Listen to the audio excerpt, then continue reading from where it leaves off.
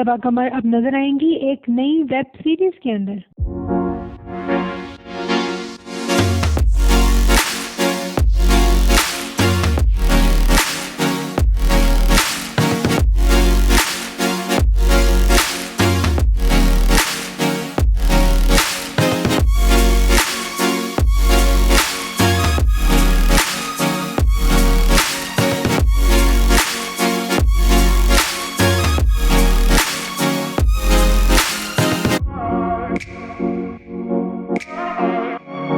آج کل پورے ملک میں خوب سیاسی گہما گہمی چل رہی ہے، جس کی وجہ سے اب سیاست کے اوپر ڈرامے اور موویز بنانے کا بھی ٹرینڈ شروع ہو گیا۔ صبا قمر اور مکال ذوالفقار جو آج کل ڈرامہ سیریل فراڈ میں نظر آ رہے ہیں، ان کی جوڑی کافی پسند کی جا رہی ہے۔